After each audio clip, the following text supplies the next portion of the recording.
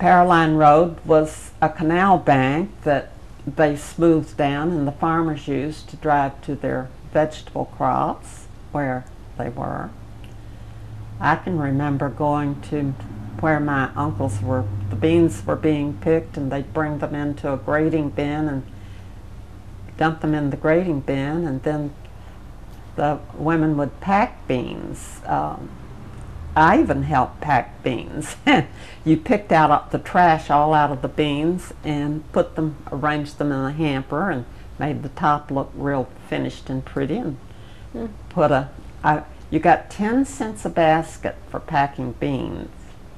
And bell peppers, they had to wash bell pepper, and then they were packed really carefully because they bruise more easily in an oblong-shaped box. The beans were packed in sort of cone-shaped hampers, the bigger part being at the top.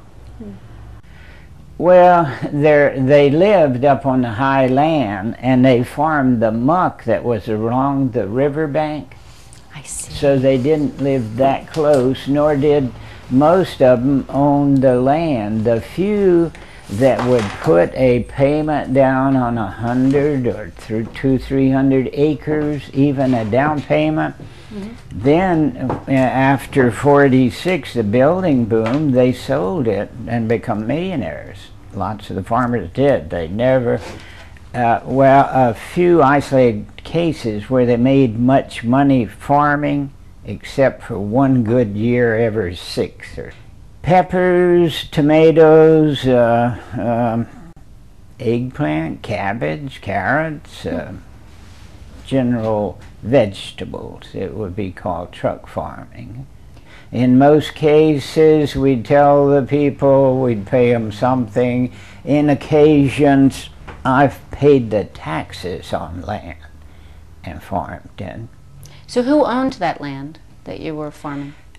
Probably a dozen people. Part of it was Remington Arms Company, owned east of the railroad on that riverbank, and they were trying in '39 to sell it to my dad for $12 an acre, and he didn't want to just buy 3 or 10 acres. He was waiting till he could buy the whole place.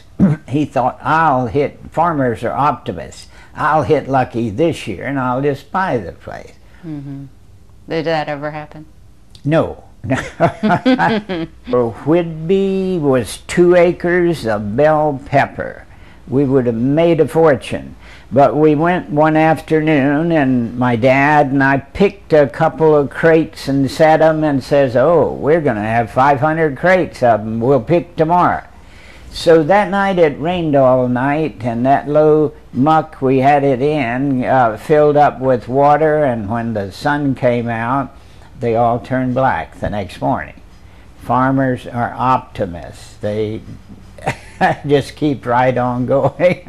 Plant another crop. Yes, yes.